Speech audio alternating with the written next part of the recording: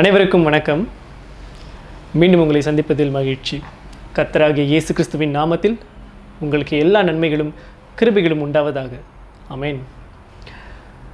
இன்றைய படிப்பினை எதை பற்றி நம்ம பார்க்க போகிறோம்னா, நிறைய தருணங்களில் முகமதியர்களோ இஸ்லாமியர்களோ இல்லை வேறு மதத்தினரோ இல்லை சுருக்கமாக சொல்லணும்னா அவிசுவாசிகள், இயேசுவை விசுவாசிக்காதவர்கள் நம்மக்கிட்ட ஒரு ஒரு குறியீடு ஒன்று காட்டுவாங்க. அதாவது ஒரு விஷயத்தை ஹைலைட் பண்ணி காட்டுவாங்க.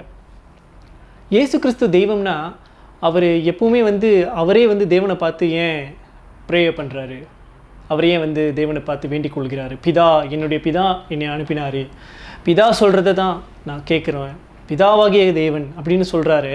அப்போ அவரே தேவன்னா அவருக்கு மேலே பிதாவாகிய தேவன் ஒருத்தர் இருக்காருன்னு இயேசு சொல்ல மாட்டார். அவர் சாதாரண ஒரு தூதர் தான். அவர் ஒரு அபிஷேகம் பண்ணப்பட்ட ஒரு தீர்க்கதரிசி தான், அதாவது மெசேஞ்சர் ஆஃப் காட். அவர் காட் கிடையாது, அவர் தேவன் இல்லை, கர்த்தர் இல்லை அப்படிங்கிறத நிறைய தடவை நிறைய பேர் சொல்லியிருக்காங்க. ஸோ அதை பற்றி இன்றைக்கி நம்ம பார்க்க போகிறோம். பரிசுத்த வேதாகமம் என்ன சொல்கிறது, வேத வசனங்கள் என்ன சொல்கிறது, இயேசு கிறிஸ்து தமது வாயிலாகவே தாமே பிதாவாகிய தேவன் என்று சொல்லியுள்ளாரா, வசனம் இருக்கா, அதை பற்றி தான் இன்றைக்கி நம்ம பார்க்க போகிறோம். இது இயேசுவின் குரல். அங்கத்துக்கு போகலாம்.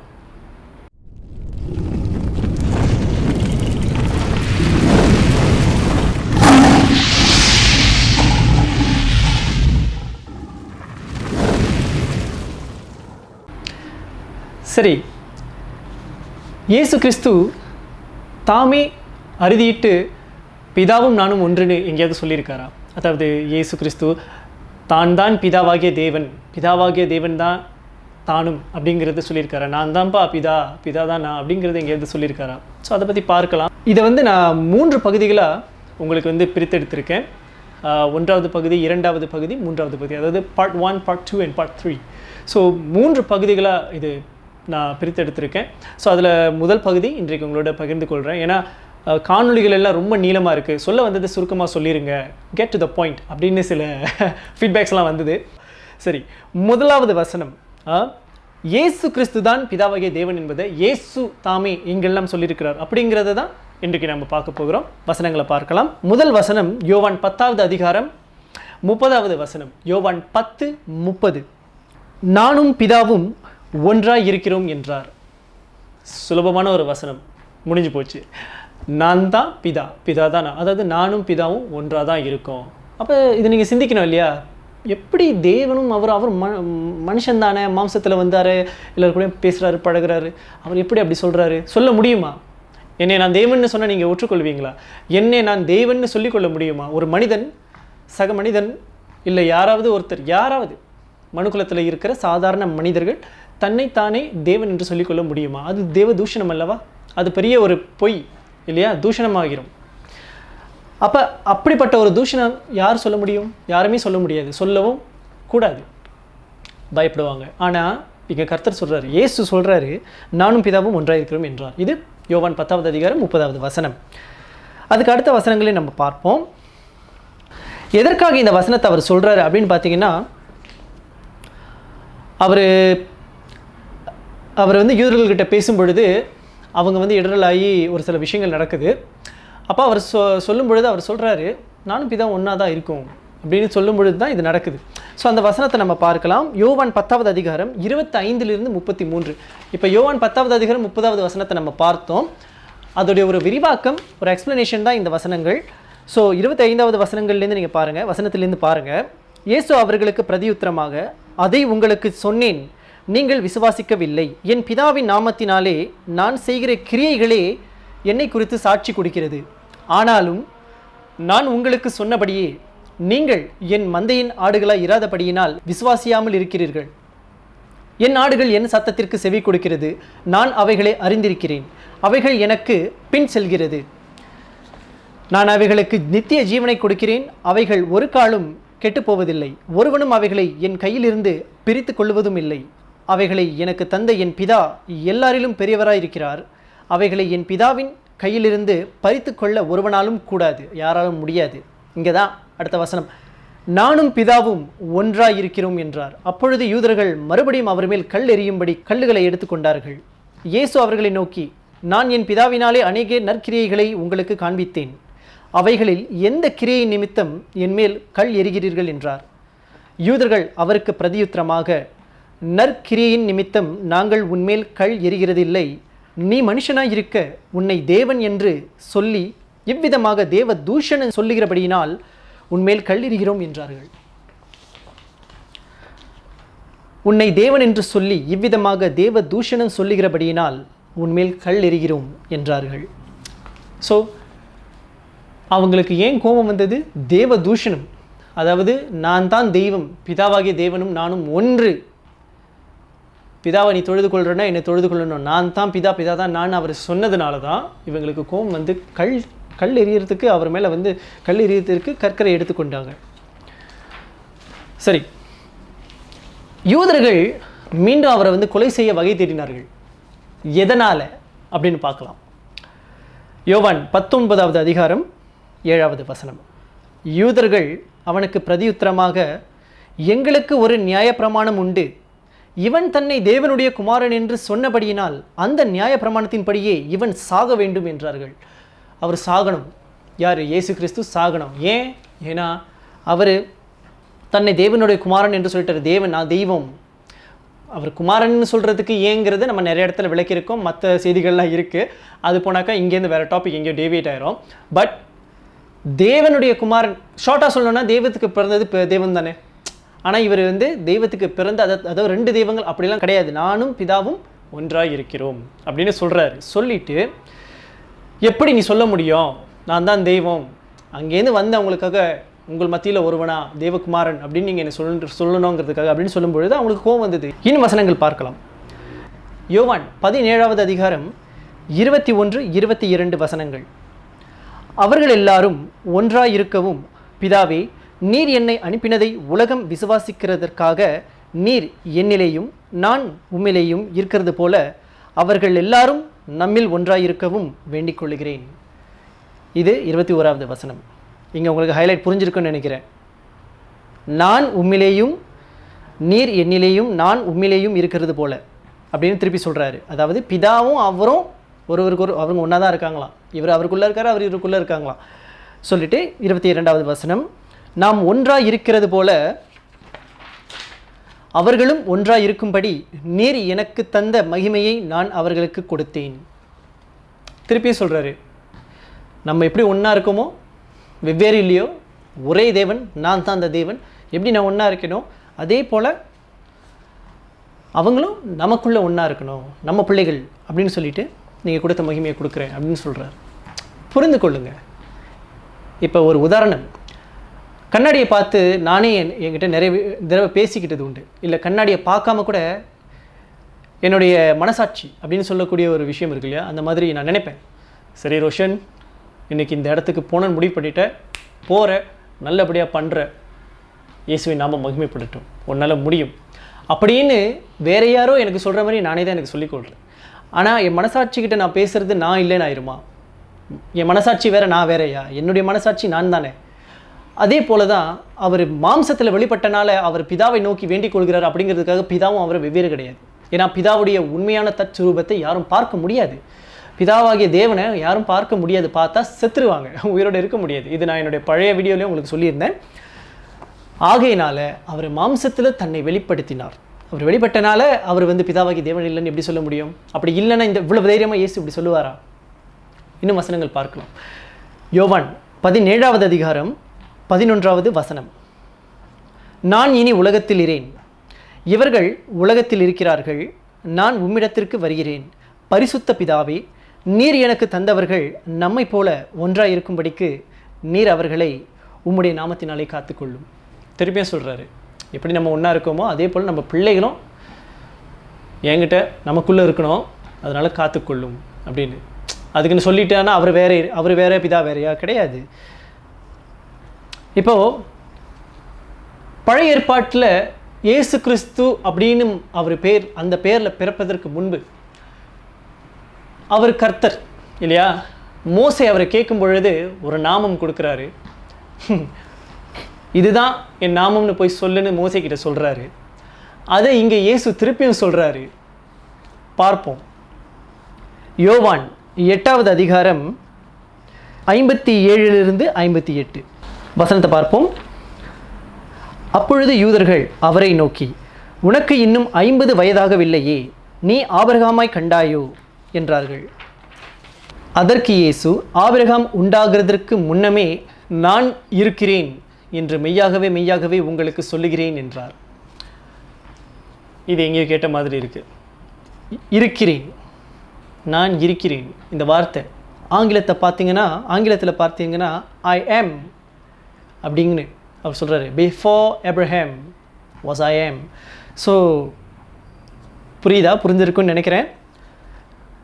இதற்கும் பழைய ஏற்பாட்டின் ஒரு எடுத்துக்காட்டு எடுத்துக்கொள்ளுவோம். யாத்ராகமம் 3வது அதிகாரம் 13 14 வசனங்கள். அப்பொழுது மோசே தேவனை நோக்கி, நான் இஸ்ரவேல் புத்திரரிடத்தில் போய், உங்கள் பிதாக்களுடைய தேவன் உங்களிடத்தில் என்னை அனுப்பினார் என்று அவர்களுக்கு சொல்லும் பொழுது, அவருடைய நாமம் என்ன என்று அவர்கள் என்னிடத்தில் கேட்டால் நான் அவர்களுக்கு என்ன சொல்லுவேன் என்றான். அதற்கு தேவன், இருக்கிறவராகவே இருக்கிறேன் என்று மோசேயுடனே சொல்லி, இருக்கிறேன் என்பவர் என்னை உங்களிடத்திற்கு அனுப்பினார் என்று இஸ்ரவேல் புத்திரரோடே சொல்வாயாக என்றார்.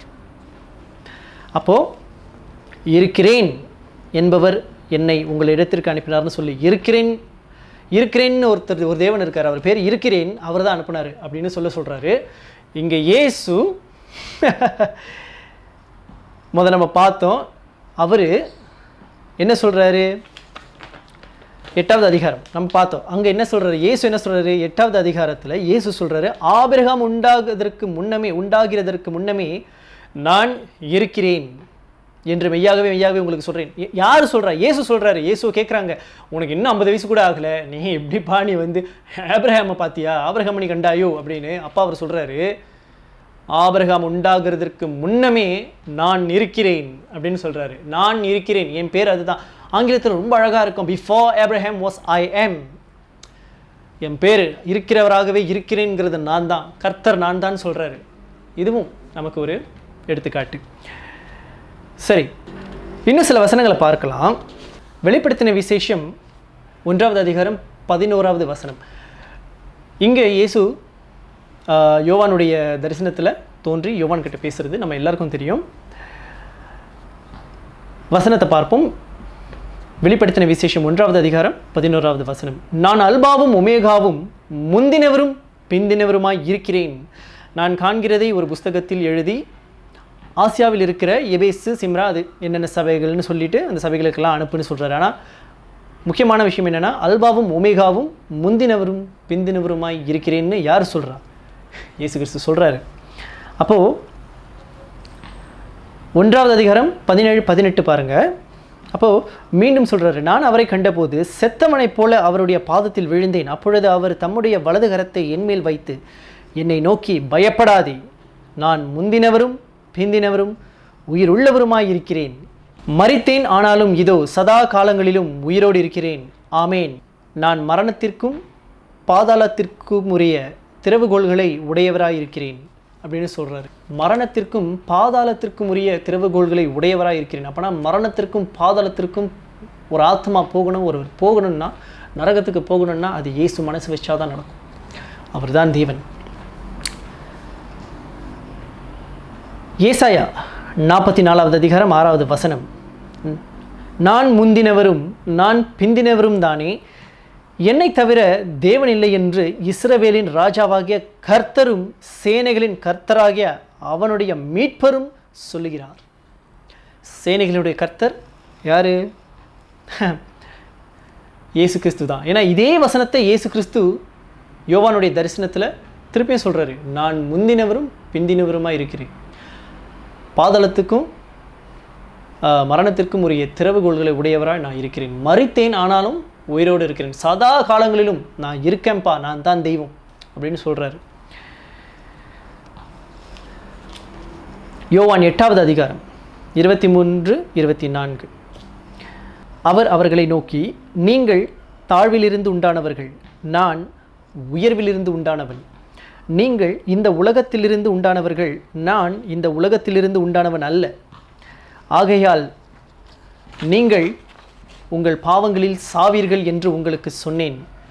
நானே அவர் என்று நீங்கள் விசுவாசியாவிட்டால் உங்கள் பாவங்களிலே சாவீர்கள் என்றார். இதுக்கு என்ன அர்த்தம்? அவங்க அந்த அந்த அதிகாரம் முழுவதும் இதுதான். அவங்க சொல்கிறாங்க, எங்களுக்கு ஒரு கற்பனையும் உண்டு, எங்களுக்கு நியாயப்பிரமாணம் உண்டு, நாங்கள் மோசேயின் சிஷ்யர்கள், நாங்கள் எல்லாரும் ஆபிரகாமின் ஈசாக்கின் யாக்கோபின் தேவனை வணங்குறோம், தேவன் தேவன் தேவன் பேசுகிறாங்க.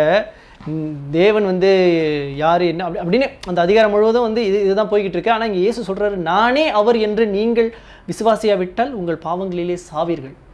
ஏன்னா நான் தான் தேவன், என்னை நீ விசுவாசிக்காமல் இதுக்கப்புறம் உனக்கு நான் ஒரு அழகான ஒரு பாதை திறந்து கொடுக்குறேன். நான் தான் உனக்கான வாசலாக நான் மறிக்கிறேன் உன் பாவத்துக்காக. என்னை ஏற்றுக்கொண்டு இனி சுலபமாக நீ வரலாம், பின்பற்றி வரலாம், பரலோகத்துக்கு வரலாம். ஆனால் இல்லைன்னு என்னை மறுதளித்து வாழ்கிற வாழ்க்கை பாவத்தில் தான் நீ வாழ போகிற. ஏன்னா நான் தேவன் இல்லைன்னு நீ நினைக்கிறேன், அதனால் நீ பாவத்தில் செத்து தான் போவேங்கிறாரு. ஆமாம், இதுதான் வசனம். அதுக்கு அதான் அர்த்தம் இல்லையா? அதுக்கு அதான் அர்த்தம். அவர் சொல்கிறாரு, என்னை நம்பலைன்னா நீ பாவத்தில் செத்து தான் போவேன். ஏன்னா நான் தான் தேவன், நான் தான் அவருன்னு நீ நம்பலைன்னா நீ பாவத்தில் சாக போகிற அப்படிங்கிறாரு. செத்து போங்கங்கிறாரு. சரி, யோவான் 6வது அதிகாரம் 35வது வசனம் பாருங்க. இயேசு சொல்றாரு, இயேசு அவர்களை நோக்கி, ஜீவ அப்பம் நானே, என்னிடத்தில் வருகிறவன் ஒரு காலும் பசி அடையான், என்னிடத்தில் விசுவாசமாய் இருக்கிறவன் ஒரு காலும் தாகமடையான். என்ன அர்த்தம்? அப்பனா நித்திய ஜீவன். ஏன்னா நீங்கள் மறுரூபமாக்கப்பட்டு பரலோகத்துக்கு போயிட்டோன்னா உங்களுக்கு இந்த பசி, இந்த தாகம், துக்கம், துயரம், சந்தோஷம் ஒரு ஃபீலிங்கும் இருக்காது. நீங்கள் பரிசுத்தமாக ஆயிடுவீங்க. ஒரு பியோர் சோல், ஒரு லைட், அந்த மாதிரி என்னன்னு தெரியல எனக்கு. ஆனால் மறுரூபமாக்கி ஆனதற்கு பிறகு இதெல்லாம் இருக்காது. அதுதான் நித்திய ஜீவன். அதான்ப்பா இம்மார்டலிட்டி. அதான் சுருக்கமாக சொல்லணும்னா நித்திய ஜீவன். ஜீவப்பம் அவர்கிட்ட போகிறவங்க யாரும் பசி அடைய மாட்டாங்க, தாகம் அடைய மாட்டாங்க, எந்த ஒரு பிரச்சனையும் அவங்களுக்கு இருக்காது. இதுதான் சொல்ல வர்றாரு. இதுதான் எக்ஸாம்பிள், இதுதான் புரிதல், இதுதான். சரி, யோவான் 8வது அதிகாரம் 12வது வசனம். மறுபடியும் இயேசு ஜனங்களை நோக்கி, நான் உலகத்திற்கு ஒளியாயிருக்கிறேன், என்னை பின்பற்றுகிறவன் இருளிலே நடவாமல் ஜீவ ஒளியை அடைந்திருப்பான் என்றார். நான் உலகத்திற்கு ஒளியாயிருக்கிறேன், என்னை பின்பற்றுகிறவன் இருளிலே நடவாமல் ஜீவ ஒளியை அடைந்திருப்பான்.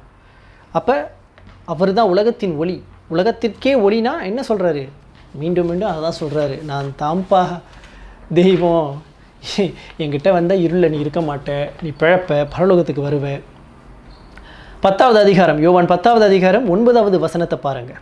நானே வாசல், என் வழியாய் ஒருவன் உட்பிரவேசித்தால் அவன் ரட்சிக்கப்படுவான், அவன் உள்ளும் புறம்பும் சென்று மேய்ச்சலை கண்டடைவான். அவர் தான் வாசல். அவர் வழியாக நுழைஞ்சோன்னா ரட்சிக்கப்படுவோம். இதற்கு அர்த்தம் என்ன? அவர் தான் தெய்வம். அவர்கிட்ட போனாக்கா பரலோகத்துக்கு போய் ரட்சிக்கப்படுவோம். ரட்சிக்கப்பட்டதுக்கு பரலோகத்தில் இருப்போம்னு சொல்கிறாரு.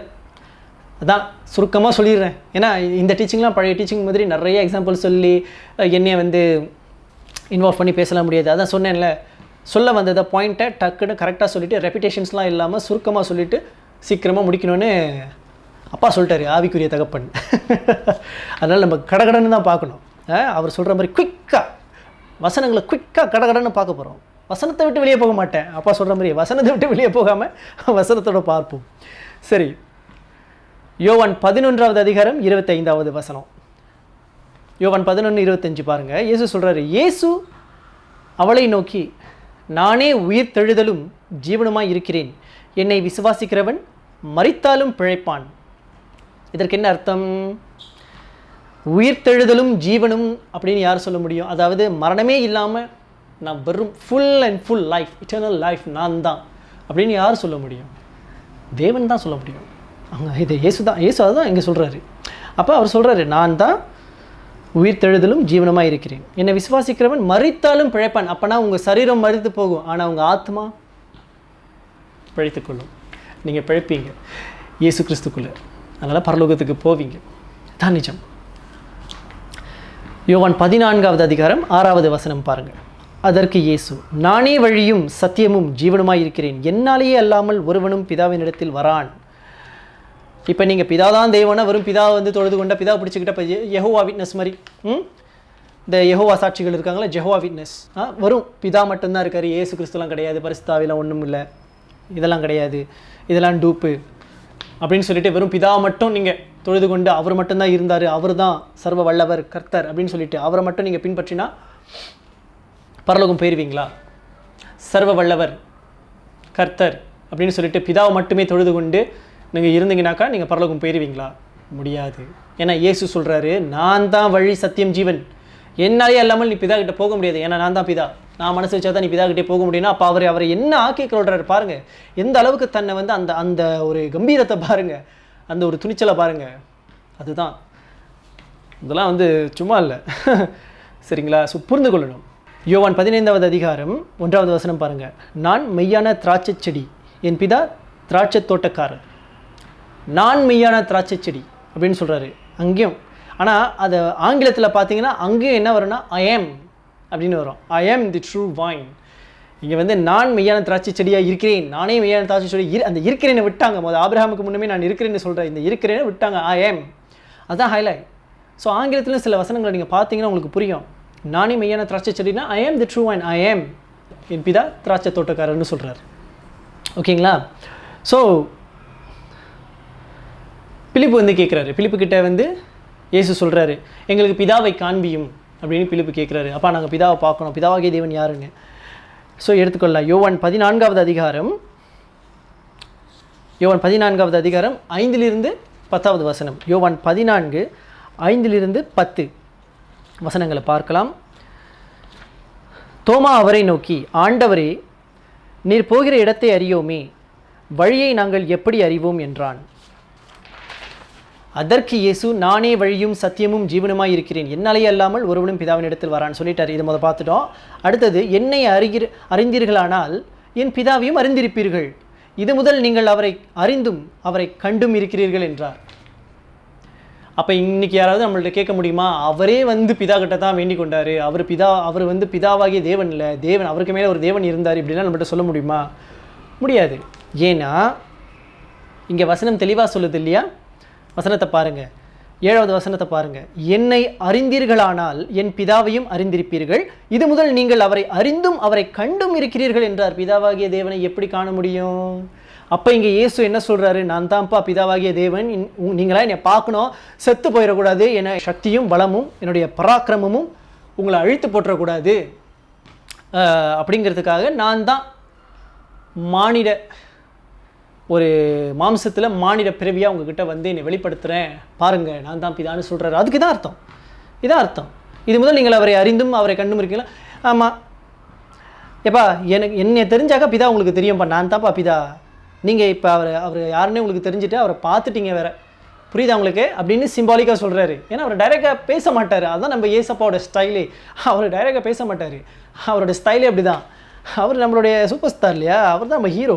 ஸோ நம்ம ஹீரோ வந்து அப்படி சொன்னார்னா, நான் புரியுதா, இது வரைக்கும் நீ பிதாவை பார்க்கல, இப்போ பார்த்துட்டேன், ஓகே, உனக்கு பிதா யாருன்னு தெரியும், அவரை அறிந்தும் கண்டும் இருக்கிறீர்கள், புரியுதாப்பா, ஓகே அப்படிங்கிறாரு. அப்போ வந்து இவங்களுக்கு புரியல, எல்லாம் நம்ம மாதிரி தான், எல்லாம் தத்தி தான், என்ன பண்ணுறது, இவ்வளோ சொன்னாலும் இவ்வளோ வசனங்கள் இருந்தாலும் புரியாது. இவ்வளோ விளக்கமாக இவ்வளோ தெளிவாக அவர் சொல்லிட்டாரு. பிலிப்பு 8வது வசனம், பிலிப்பு அவரை நோக்கி, ஆண்டவரே, பிதாவை எங்களுக்கு காண்பியும், அது எங்களுக்கு போதும் என்றான். டென்ஷன் ஆகிட்டாரு யார், நம்ம ஹீரோ டென்ஷன் ஆகிட்டாரு. இயேசு சொல்கிறாரு, அதற்கு இயேசு, பிலிப்புவே, இவ்வளவு காலம் நான் உங்களுடனே கூட இருந்தும் நீ என்னை அறியவில்லையா? என்னை கண்டவன் பிதாவை கண்டான், அப்படி இருக்க பிதாவை எங்களுக்கு காண்பியும் என்று நீ எப்படி சொல்லுகிறாய்? இந்த வசனத்தை பாருங்க, எப்பேற்பட்ட ஒரு வசனம். அவர் சொல்கிறாரு, ஏன்னா முதலே சொல்லிட்டாரு 7வது வசனத்தில், எப்பா என்னை அறிஞ்சிருந்தீங்கன்னா பிதாவை அறிஞ்சிருப்பீங்க, நீங்கள் தான் அவரை அறிஞ்சிருக்கீங்க, அவரை பார்த்துருக்கீங்கிறல அப்படின்னு சொல்லிட்டாரு. அப்பயும் இவர் புரியல. இவர் கேட்குறாரு, எங்களுக்கு பிதாவை மட்டும் காட்டுங்க, ஏன்னா நம்ம அப்பயும் பார்க்கலையே. அப்பா அவர் சொல்கிறாரு, இவ்வளவு காலம் நான் உன் கூடயே இருந்தேன் பிலிப்பு, உனக்கு இன்னுமா தெரியல? பிதாவை காட்டுங்கன்னு சொல்கிறேன். என்னை பார்த்தவன் பிதாவை பார்த்தான், போதுமா அப்படின்ட்டாரு. நான் தான் பிதா, உங்களுக்காக வந்திருக்கேன், உங்கள் பாவங்களுக்கு பலியாக அப்படின்னு. நான் மீன் எக்ஸாம்பிளுக்கு நான் கொஞ்சம் அடிஷ்னலாக சொல்லிக்கிறேன். பட் அர்த்தம் அது தானே, அர்த்தம் அது தானே. என்னை கண்டவன் பிதாவை கண்டான், அப்படி இருக்க பிதாவை எங்களுக்கு காண்பி என்று நீ எப்படி சொல்லுகிறாய்? ஏன்னா இயேசு யார்? மகா தீர்க்கதரிசி, பரிசுத்தவான்களே பரிசுத்தவான். அவர் சொன்னார்னா அவர் வாக்கு மாறாமல் அவர் கரெக்டாக சொல்லுவார். அப்போ பிதான்னு வேற ஒருத்தர் இருக்காரு அப்படின்னு தேவன்கிறது வேறன்னு சொல்லியிருந்தா அவர் இப்படி பதில் கொடுத்துருக்க மாட்டார். எப்படி நான் உனக்கு காட்ட முடியும்? ஏன்னா நான் தாண்டா பிதா. எப்பா ஏய் நான் தாண்டா, நான் தான் வந்திருக்கேன் உங்களுக்காக அப்படிங்கிறாரு. ஓகே, ஸோ இதுதான் நம்ம புரிந்து கொள்ளணும். அதுக்கப்புறம் நான் பிதாவிலும் பிதா என்னிலும் இருக்கிறதை நீ விசுவாசிக்கிறது இல்லையா? நான் உங்களுடனே சொல்லுகிற வசனங்களை என் சுயமாய் சொல்லவில்லை, என்னிடத்தில் வாசமாயிருக்கிற பிதாவானவரே இந்த கிரியைகளை செய்து வருகிறார் சொல்லி முடிக்கிறாரு பிலிப்பு கிட்ட. ஏன்னா நான் சாதாரணமாக நானே பேசுகிறேன்னு நினைக்கிறியா? பிதா எனக்குள்ளே இருக்காரு. பிதாவாகிய தேவனை மோசே பார்க்கவே முடியாது, பார்த்தா செத்துருவேன்னு சொன்னவர். ஆனால் இயேசு கிறிஸ்துக்குள்ள இவருக்குள்ள பிதா இருக்காராம். அப்போ இவர் தன்னை என்னன்னு சொல்ல பார்க்குறாரு பாருங்க. இயேசு தன்னை எப்படி காண்பித்துக் கொள்கிறார், எந்த லெவலில் அவர் வைக்கிறாரு பாருங்க. இந்த தைரியம் யாருக்கு வரும்? புரிந்து கொள்ளுங்க. கர்த்தராகிய இயேசு கிறிஸ்து அவர் தான் பிதாவாகிய தேவன், அவர் தான் கர்த்தர். அதனால தான் கர்த்தராகிய இயேசு கிறிஸ்துன்னு சொல்கிறேன். அவர் சொல்கிறாரு பிதா எனக்குள்ள பிதா இருக்காருப்பா, அவர் தான் பேசுகிறாரு. அவருக்குள் பிதா அடக்கம்ங்கிறது எவ்வளோ பெரிய ஒரு வார்த்தை, புரிந்து கொள்ளுங்க. ஓகே, அடுத்த வசனம் பார்ப்போம். யோவான் 12வது அதிகாரம் 44-45. அப்பொழுது இயேசு சத்தமிட்டு, என்னிடத்தில் விசுவாசமாய் இருக்கிறவன் என்னிடத்தில் அல்ல, என்னை அனுப்பினவரிடத்தில் விசுவாசமாய் இருக்கிறான். என்னை காண்கிறவன் என்னை அனுப்பினவரை காண்கிறான். திருப்பியும் சொல்கிறாரு, சத்தமிட்டு சொல்கிறாரு. நம்ம ஹீரோ டென்ஷன் ஆகிட்டாரு, சத்தமிட்டு சொல்கிறாரு. அப்போனா கத்தி சொல்கிறாரு, என்னிடத்தில் விசுவாசமாக இருக்கிறவன் என்னிடத்தில் அல்ல, என்னை அனுப்பினவரிடத்தில் விசுவாசமாக இருக்கிறான். என்னை விசுவாசி நான் சொல்கிறேன்ல, என்னாலே எல்லாமே உனக்கு பரலோகம் இல்லைன்னு சொல்கிறேன்ல. என்னன்னா நான் இல்லை, இந்த வெறும் மாம்சம் மட்டும் இல்லை, என்னை விசுவாசிக்கிறேன்னா என்னை அனுப்பின பிதாவை விசுவாசிக்கிறேன், நான் தான் பிதா அப்படிங்கிறது திருப்பி சொல்கிறார். டென்ஷன் ஆகிட்டாரு. என்னை காண்கிறவன் என்னை அனுப்பினவரை காண்கிறான் அப்படின்னு சொல்லி முடிக்கிறாரு. ஸோ புரிந்து கொள்ளுங்க, இயேசு கிறிஸ்து தன்னைத்தானே பிதாவாகிய தேவன் என்று இத்தனை இடங்களில் சொல்லியிருக்காரு. நானும் பிதாவும் ஒன்று, நான் தான் பிதா அப்படின்னு நிறைய இடத்துல சொல்லியிருக்காரு. ஆனாலும் குதர்க்கமாக கேள்வி கேட்கணும்னு நினைக்கிறவங்க கேட்டுக்கிட்டு தான் இருப்பாங்க. என்ன பண்ண முடியும்? ஏன்னா உலகம் அப்படி போயிட்டு அவங்களுக்கு சத்தியம் தெரியாது. ஸோ தெரியப்படுத்துங்க, இந்த வசனங்கள் எல்லாம் எடுத்து வைத்துக்கொள்ளுங்க. இன்னும் ஒரு அழகான வசனம் இருக்குது, யோவான் 16வது அதிகாரம் 15வது வசனம். அதில் இயேசு கிறிஸ்து சொல்லியிருப்பார், பிதாவினுடையவைகள் யாவும் என்னுடையவைகள் அப்படின்னு ஒரு வசனம் சொல்லுவார்.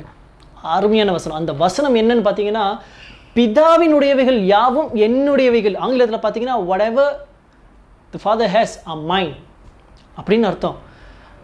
அவர்கிட்டேருந்து எனக்கு இருக்குது அப்படின்னு இல்லை. சாதாரண மனுஷன் சொல்கிறாரு, அவர் வச்சுருக்கிறது எல்லாம் நான் கொடுத்தது தான், என்கிட்ட உள்ளதை தான் பிதா கிட்ட நான் கொடுத்து வச்சுருக்கேன், ஏதோ பிதா வச்சுருக்காரு அப்படிங்கிறதுக்கு அர்த்தம் அது. அப்படி சொல்ல முடியுமா யாராவது? பிதாவினுடையவைகள் யாவும் என்னுடையவைகள், அவர்கிட்ட இருக்கிறதெல்லாம் நான் கொடுத்தது தான், என்னுடையது தான். அவருடைய அந்த பராக்கிரமம், அவருடைய அந்த வல்லமை, பிதாவாகிய தேவன்னு அவரை நீங்கள் காண முடியாதுன்னு அப்படியே ஷார்ட் அண்ட் சிம்பிளாக அந்த ஹோல் படையேற்பாடே நான் கொடுத்தது தான். பிதாவினுடையவைகள் யாவும் என்னுடையவைகள். அப்போ இயேசு கிறிஸ்து பிதாவை விட பெரியவர்னு சொல்ல வராரு. அர்த்தம் என்னன்னா, பிதா அவருக்குள்ளே இருக்காரு, அவர் தான் பிதா. அப்போ அவர் ரூபம் இல்லை, அவர் மாம்சத்தில் வரல, அவர் எப்படி இருப்பாருன்னு யாருக்கும் தெரியாது. அதற்கு பிறகு மாம்சத்தில் வந்துட்டார், வெளிப்பட்டார், நமக்கு ஜீவ பலியானார், புறஜாதிகளான நமக்கும் அவர் இரட்சகரானார். இன்றைக்கு அவரை ஏற்றுக்கொண்டு இப்படிப்பட்ட ஒரு அருமையான வாழ்க்கையை, யாருமே வாழ முடியாத ஒரு வாழ்க்கையை சமாதானத்தில் நம்ம வாழ்கிறோம். ஸோ புரிந்து கொள்ளுங்கள், இதுதான் த பெஸ்ட் வேர்ஸ். நீங்கள் இந்த ஒரு வசனத்தை கொடுத்தா போதும். இந்த யாரோ இந்த ஜாக்கிர் நாயக் யாரோலாம் இதெல்லாம் பிரச்சாரம் பண்ணுறாங்க, ஒன்றும் இல்லை. நீங்கள் சொல்கிறீங்களே அவருக்கு மேலே ஒரு தேவன் இருக்கார், அவரே பிதா கிட்ட தான் வேண்டிக்கிறாரு, அப்போ அவர் எப்படி தெய்வமாக இருக்க முடியும்? அவர் தான் சொல்கிறாரு, அந்த தெய்வத்துக்கிட்ட இருக்கிறதே எல்லாமே என்னோட தான்ப்பா, நான் கொடுத்தது தான் அந்த தெய்வமே வச்சுருக்கு. ஓகே, நத்திங், நான் தான் அப்படின்னு சொல்கிறாரு. ஐ ஆம் பிஃபோர் ஆபிரகாம், ஐ ஆம் அப்படிங்கிறாரு. அப்போ புரிந்து கொள்ளணும் என்னவென்றால், இயேசு கிறிஸ்து தான் சர்வ வல்லமையுள்ள கர்த்தர், பிதாவாகிய தேவன். இயேசுவே அல்லாமல் நமக்கு இந்த உலகத்தில் ரட்சிப்பு இல்லை, பரலோகம் கிடையாது, நமக்கு நித்திய ஜீவனும் கிடையாது. ஸோ இதை பற்றி தான் இன்றைக்கு உங்கள்கிட்ட விளக்கணும்னு ஆசைப்பட்டேன். ஸோ ரொம்ப சுருக்கமாக நல்ல கடகடன்னு ஃபீட்பேக்கெல்லாம் எடுத்து இந்த ஒரு காணொலியை விறுவிறுன்னு பண்ணியிருக்கேன்னு நம்புகிறேன். அதிக நேரம் பேசலைன்னு நம்புகிறேன். ஸோ இதே போல் உங்களை அடுத்த பாகத்தில் சந்திக்கிறேன். இந்த இயேசு கிறிஸ்து தான் பிதாவாகிய தேவன் என்கிற இந்த படிப்பினையில் இன்னும் 2 பகுதிகள் இருக்குது. நான் சொன்னது போல் பார்ட் 1, பார்ட் 2, பார்ட் 3. ஸோ 3 பகுதிகள் இருக்குது. இதில் ஒரு பகுதி தான் இன்றைக்கு நான் உங்ககிட்ட பகிர்ந்து கொண்டேன். ஸோ இன்னும் 2 பகுதிகளை வரும் அடுத்த பாகங்களில் பார்க்கலாம். ஸோ நன்றி, உங்களை மீண்டும் சந்திக்கிறேன். அதுவரையில் கர்த்தராகிய இயேசு கிறிஸ்துவின் நாமத்தில் உங்களுக்கு அன்பின் வாழ்த்துக்கள். ஆமென்.